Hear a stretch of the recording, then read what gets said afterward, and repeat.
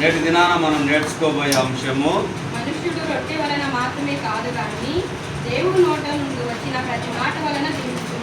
మత్తయి సువార్త 4వ అధ్యాయము 4వ వచనం చదువుకుందాం.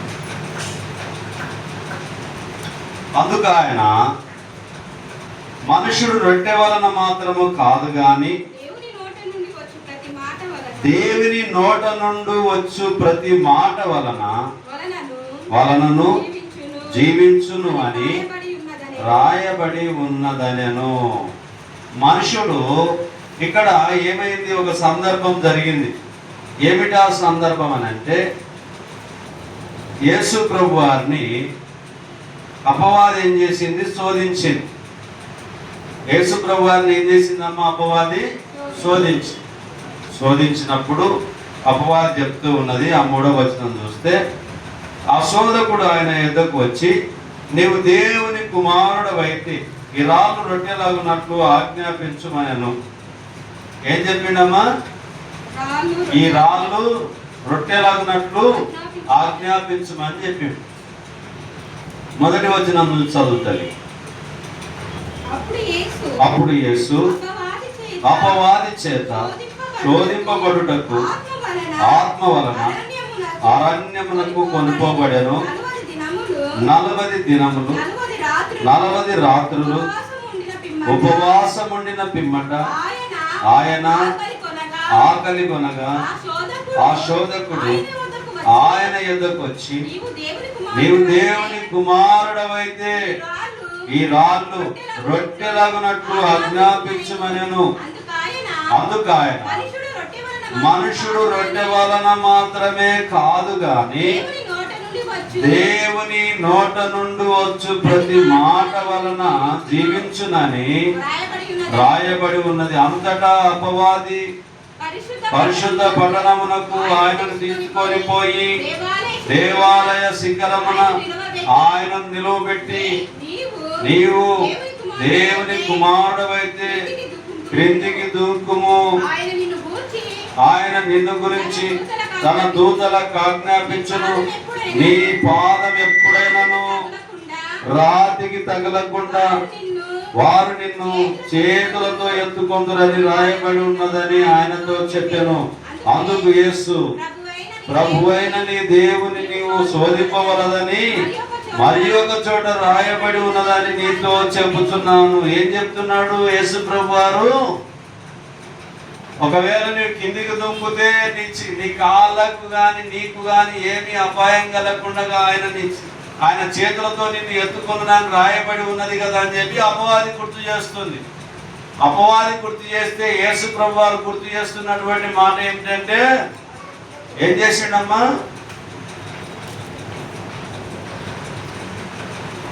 అందుకు యేసు, ప్రభు అయిన నీ దేవుని నీవు శోధింపవలదని మరి ఒక చోట రాయబడి ఉన్నదని వారితో చెప్పాను. అంటే ప్రభువును శోధింపడానికి నీకు అర్హత లేదు అని చెప్పి కూడా మరొక చోట కూడా గుర్తు చేయబడి ఉన్నదని, రాయబడి ఉన్నదని చెప్పి గుర్తు చేయబడి ఉన్నది. కీర్తనలు 42వ కీర్తన మొదటి చరణాన్ని చూద్దాం.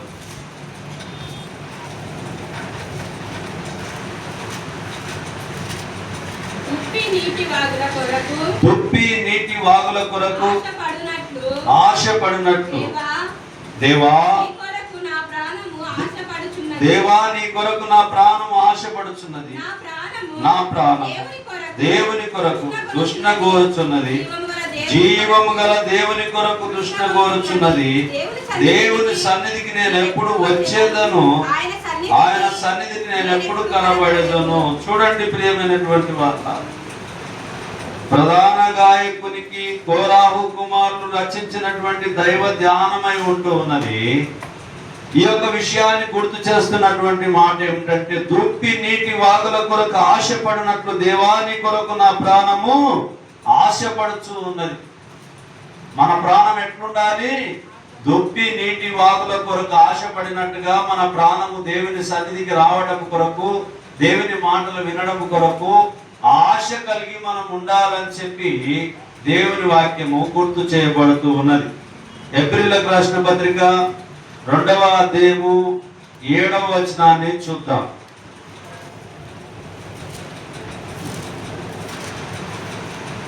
నీవు దేవదూతల కంటే వానిని కొంచెము తక్కువ వానిగా చేసితివి. ఏం చేసిండంటమ్మా? ఎంత తక్కువ చేసిండంట? కొంచెం. చదువుతా. మహిమా ప్రభావములతో కిరీటము ధరింపజేసితివి. నీ చేతి పనుల మీద వానికి అధికారం అనుగ్రహించింది. 5 నుంచి చదువుతారు.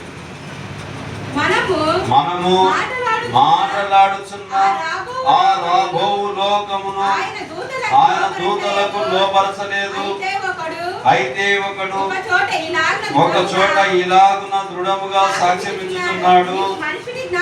నీవు మనుషుని జ్ఞాపకము చేసుకున్నట్టు వాడే పాటి వాడు. నీవు నరపుత్రుని దర్శించుటకు వాడు ఏ పాటి వాడు. నీవు దేవదూతల కంటే వానిని కొంచెము తక్కువ వానిగా చేసితివి. మహిమా ప్రభావములతో వానికి కిరీటము ధరింపజేసితివి. నీ చేతి పనుల మీద వానికి అధికారం అనుగ్రహించితివి. చూడండి ప్రియమైనటువంటి వాళ్ళ, ఏం చేస్తున్నాడమ్మా? మానవుని జ్ఞాపకం చేసుకున్నటకు వాడు ఏ పాటి వాడు. ఎంత తక్కువ చేసిండంట? దేవదూతల కన్నా కొంచెం తక్కువ, కొద్దిగా మాత్రమే తక్కువ. ఉదాహరణకు అమ్మవాళ్ళు కూర చేస్తారు కదా, కూర చేసినప్పుడు ఉప్పు కొంచెం తక్కువ అయిందమ్మా అని చెప్తా. ఏమమ్మా? ఉప్పు కొంచెం తక్కువ అయింది. దేవదూతల కన్నా మనుషులను ఎంత తక్కువ చేసిండు? కొంచెం తక్కువ వారిగా చేసి. అయితే నరుణ్ణి జ్ఞాపకం చేసుకునటానికి వాడు ఏ పాటి వాడు అని చెప్పి గుర్తు చేయబడుతుంది లేఖనం. కానీ నరుణ్ణి దేవుడు గుర్తు చేసుకుంటూ ఉన్నాడు. అసలు మర్చిపోతే కదా దేవుడు ఎన్నడూ మరవడు.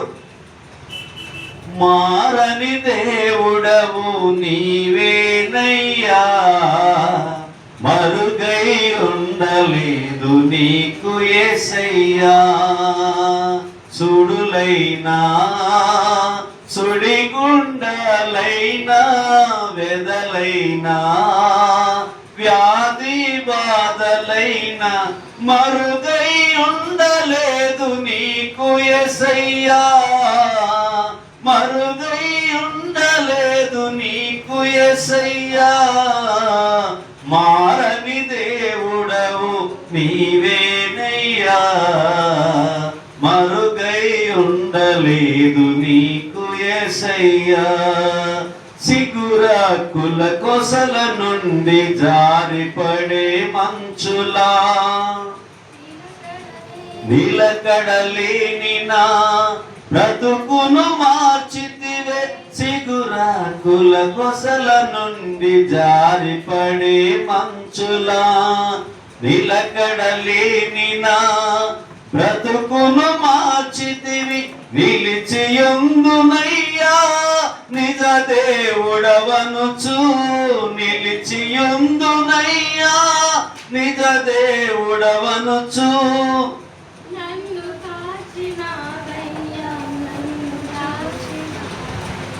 నన్ను కాచినవయ్యా, నన్ను దాచినవయ్యా. ఆయన మారని దేవుడై ఉంటున్నాడు, మరవని దేవుడై ఉంటున్నాడు. మానవులను మరవడము లేదు. మారని దేవుడై ఉంటున్నాడు, మరవని దేవుడై ఉంటూ ఉన్నాడు. కాబట్టి మనుషుడు రొట్టె వలన మాత్రమే కాదు, దేవుని మాట నోట నుండి వచ్చు ప్రతి మాట వలన మనుషుడు బ్రతుకుతాడని చెప్పి నేటి దినాన అంశ భాగాన్ని మనం జ్ఞాపకం చేసుకుంటూ ఉన్నాం. యెషయా 26వ అధ్యాయము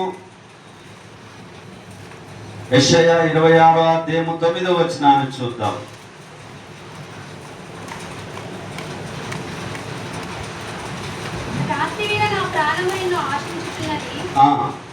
నాలోనున్న ఆత్మ ఆసక్తితో నిన్ను ఆశ్రయించుచున్నది. నీ తీర్పులు లోకములకు రాగా లోక నివాసులు నీతిని నేర్చుకున్నారు. రాత్రి వేళ నా ప్రాణము నిన్ను ఆశించుతున్నది. నాలోనున్న ఆత్మ ఆసక్తితో నిన్ను ఆశ్రయించుతున్నది. నీ తీర్పులు లోకమునకు రాగా లోక నివాసులు నీతిని నెరవేర్చుకొందురు. దుష్టులు కూడా ఉంది, 10వ వచనం చదువుతుంది. దుష్టులకు దయ చూపినను వారు నీతిని నేర్చుకొనరు. వారు ధర్మక్షేత్రంలో నివసించినను యెహోవా మహాత్మ్యము ఆలోచింపక అన్యాయము చేయుదురు. ఒకవేళ దేవుడు దుష్టులను దయదలిస్తే కూడా దుష్టుల ఆలోచనలు ఎట్లుంటామంటమ్మా? మార్పు జరగాయి. నీతిమంతులైతే ఏం చేస్తారు? మార్పు చేసుకుంటారు, మార్చుకుంటారు. ఆలోచన విధానంలో పెద్దలు ఎవరైనా ఏమైనా చెప్తే, అరే నాన్న ఇది నువ్వు చేస్తున్న తప్పురా అని అంటే, బుద్ధి కలిగిన వాడు ఏం చేస్తాడు? అవు నాకు తప్పే అని చెప్పి సరి చేసుకో. బుద్ధి లేనివాడు నీకే తెలియదు నేను చేసేదే కరెక్ట్ అంటాడు. అంటే వాడు ఎవడమ్మా? దుష్టుడు. వినని వాడు ఎవరు? దుష్టుడు. పెద్దల మాట విననోడు, దేవుని మాట విననోడు దుష్టుడు. వాడు దుర్మార్గుడు, దుష్టులు. కాబట్టి కీర్తనలో చెప్పబడింది కదా, దుష్టుల ఆలోచన చొప్పున నడవక, పాపుల మార్గమున నిలవక, అపహాసకులు కూర్చుంట చోటున కూర్చుండక, దానిని ధ్యానించువాడు ధన్యుడు. అతడు తన కాలమందు అతని నీటి కాలువన యోరాన పడినదై ఆకు వాడక తన కాలమందు ఫలమిచ్చు చెట్టు వలె నుండును. అతడు చేయనదంతయు సఫలమగును. నీతిమంతుడు చేసేది సఫలమైతుంది, దుష్టులు చేసేది విఫలమవుతుంది. ఈ లోకంలో మనం బ్రతికుండగానే దేవుడు ఒక అవకాశం ఇచ్చిండు. ఏమిటి అవకాశం అంటే, నువ్వు మంచిగా ఉంటావా, దుష్టులుగా ఉంటావా? దుష్టులకు దేవుడు దయ చూపించినా అది బుద్ధి రాదు వాళ్ళకు. మంచివానికి, నీతిమంతులకు దేవుడు తప్పకుండా సహాయం చేస్తాడని గుర్తు చేయబడుతూ ఉన్నది. కీర్తనలు 63వ కీర్తన మొదటి చరణం కొన్ని వచనాలను మనం చూద్దాం. దేవా నా దేవుడవు నీవే, వేకువనే నేను నిన్ను నీ బలమును నీ ప్రభావమును చూడవలనని పరిశుద్ధాలయమందు నేనెంతో ఆశతో నీ తట్టు కనిపెట్టుకున్నాను. నీళ్లు లేక ఎండి ఉన్న దేశమందు నా ప్రాణము నీ కొరకు తృష్ణకొని ఉన్నది.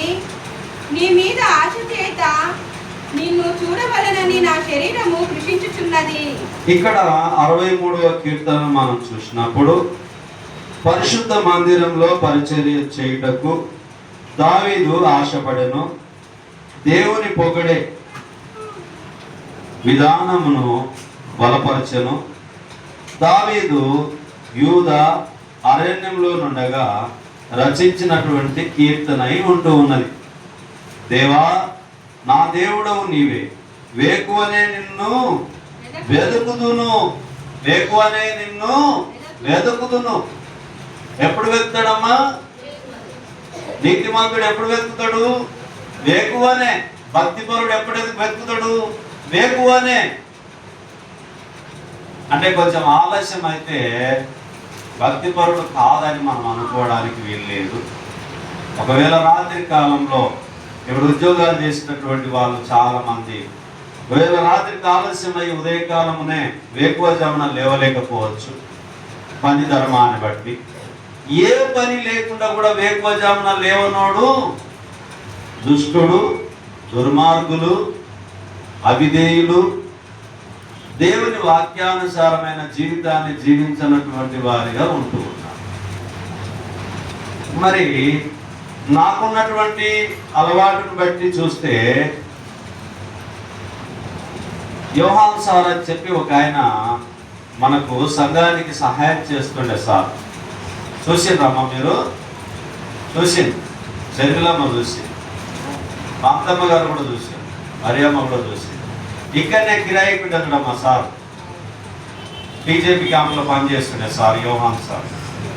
వాళ్ళ కుటుంబం వల్ల ప్రార్థన కోసం వాళ్ళ అబ్బాయి విజయ్ గారు, ఆనంద్ గారు, వాళ్ళ కుమార్తె శ్యామల, వారి స్టార్టింగ్లో అయితే వాళ్ళు ఉద్యోగ ధర్మంలో అది గద్వాలకు వాళ్ళు మార్చి అక్కడ ఉన్నప్పుడు వారు నాతో మాట్లాడుతున్నప్పుడు నాకు ఏమీ అనుభవం లేదు, అవగాహన లేదు.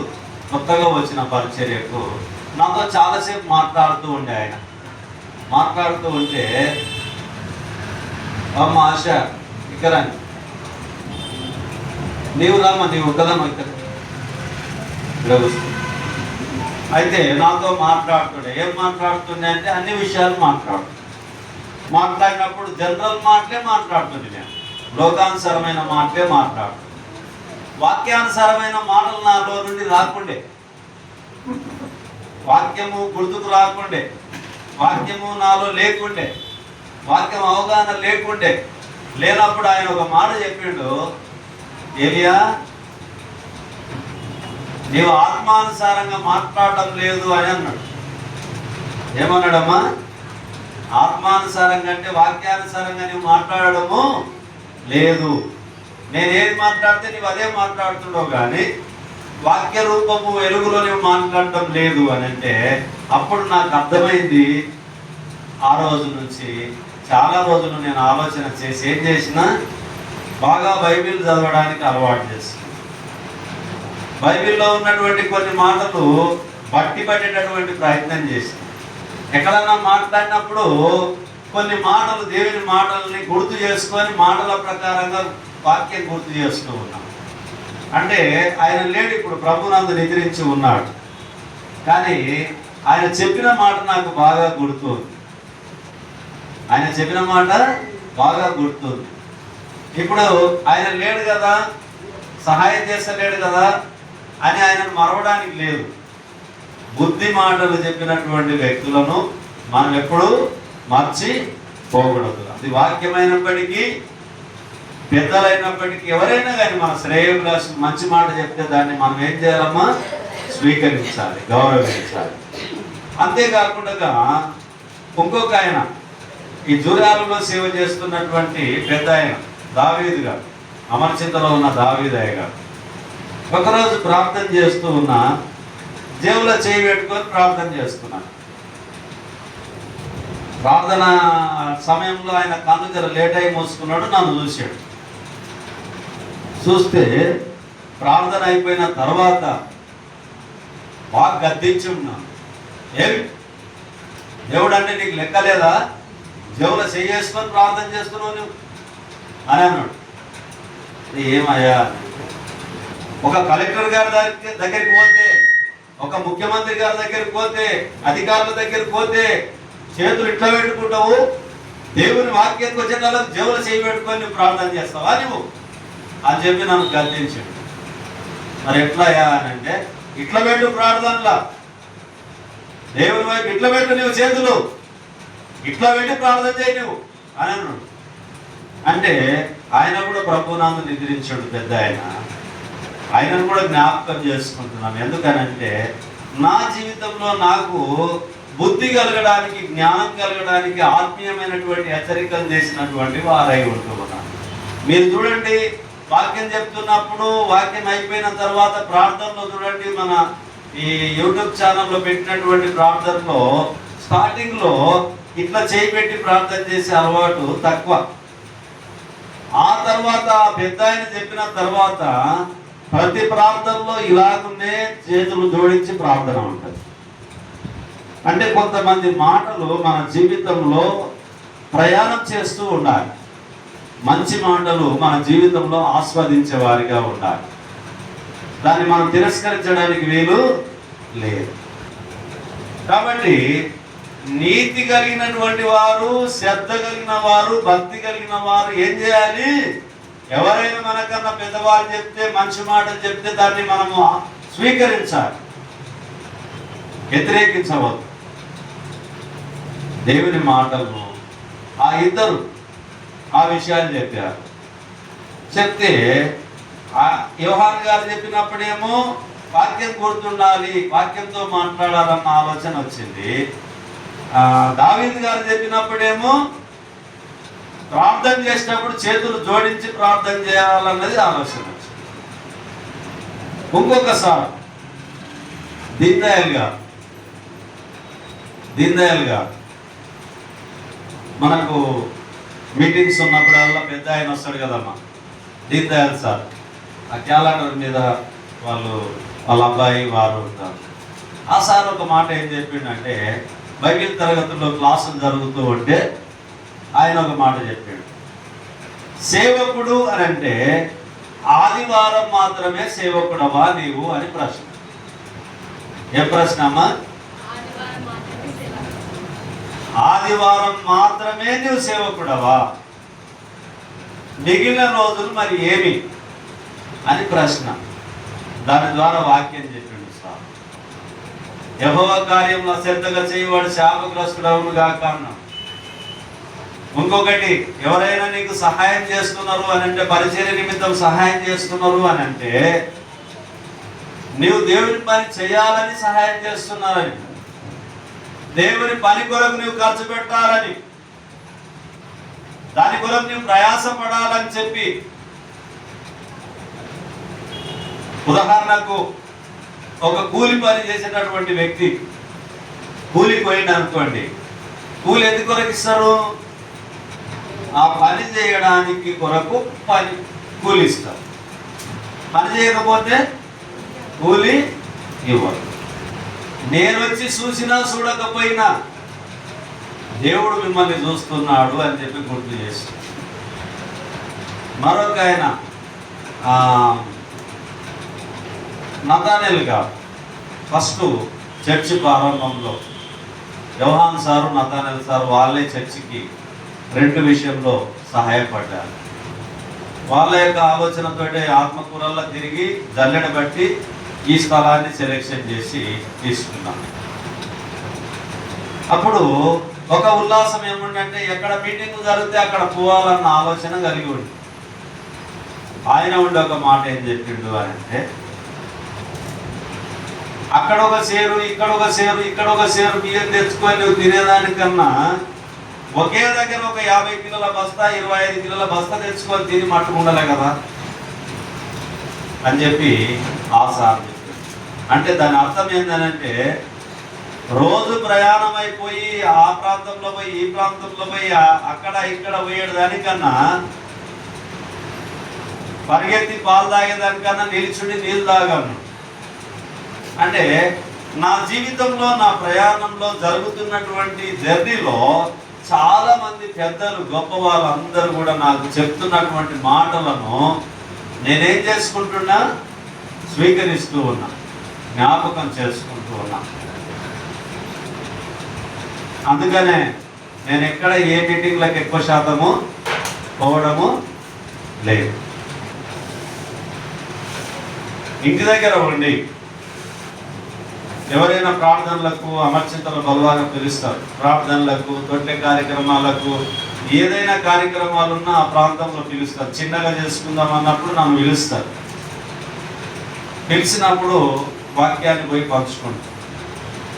అలాగనే ఆదివారమే నువ్వు సేవకుడవా అనేటటువంటి ఆలోచన బాగా నా మైండ్ను ఇబ్బంది పెట్టింది. ఏం చేయాలి? సంఘం అభివృద్ధి కాలే, సంఘం ఇంకా డెవలప్మెంట్ కాలే, సంఘంలో ఉన్నటువంటి సభ్యులు అక్కడొకరు ఇక్కడొకరు ఉంటూ ఉన్నారు. అనేకమైన ప్రాంతాలు కలిసి ఉంటూ ఉన్నాయి. ఈడ ఆత్మకూరు పట్టణంలో అనేక సంఘాలు కలిసి ఉంటున్నాయి. 7 సంఘాలు 8 సంఘాలు ఆత్మకూరులో ఉంటూ ఉన్నాయి. ఏం చేయాలి అని చెప్పి ఆలోచన చేసి ప్రతిరోజు వాక్యం చెప్పడానికి మరి ఇంటి దగ్గరనే నన్ను నేను నేర్చుకుంటూ, విద్యార్థిగా నేర్చుకుంటూ బోధిస్తూ ఉన్నా. అక్కడక్కడ నేను వెళ్ళినప్పుడు, కార్యక్రమాలకు వెళ్ళినప్పుడు, సార్ వాళ్ళు ఇచ్చినప్పుడు కార్యక్రమాలకు వెళ్ళినప్పుడు, నిన్న జడ్చర్లలో సేవకుల మీటింగ్ జరిగింది. వెళ్ళిన తర్వాత సామ్యూల్ గారు ఒక 6 వీడియోలు, అంటే 6 మెసేజ్, అంటే 6 విషయాలను చెప్పినప్పుడు బిట్టుగా నేను ఆ వీడియోలు తీసిన. దీన్ దయాల్ సార్ చెప్పినప్పుడు ఒక వీడియో దాదాపు 40 నిమిషాలు. ఇట్లా 7 వీడియోలు నిన్ననే అప్లోడ్ చేసిన. నిన్ను గురించి, నీ బోధ గురించి జాగ్రత్తగా ఉండమన్నాడు.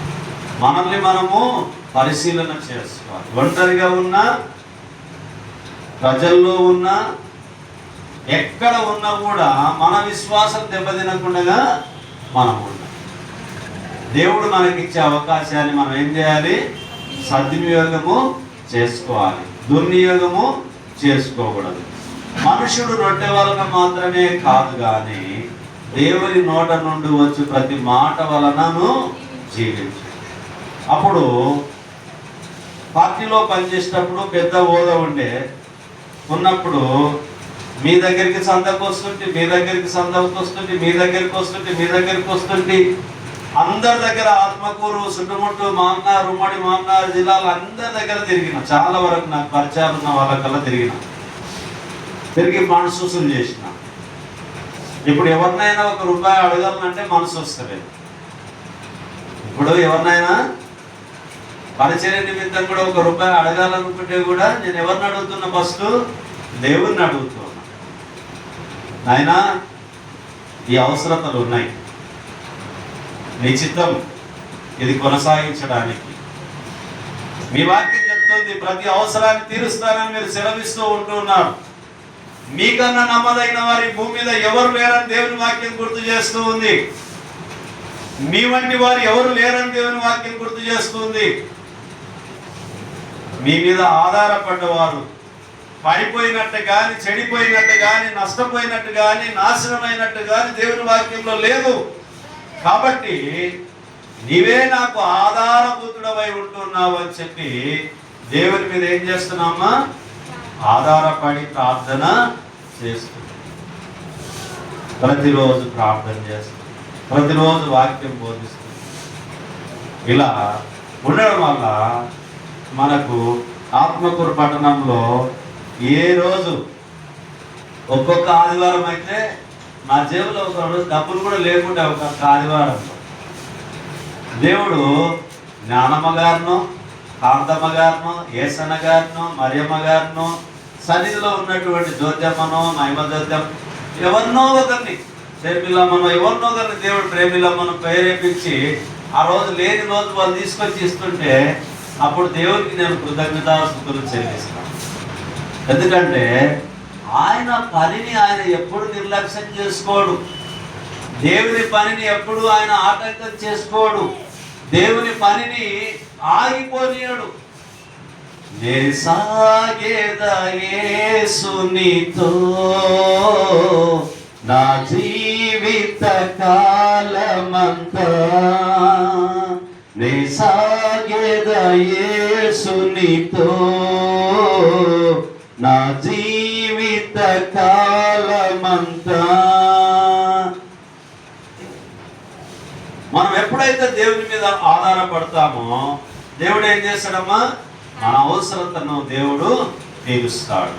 తప్పకుండా తీరుస్తాడా? తీర్చడమ్మా? తీరుస్తాడు.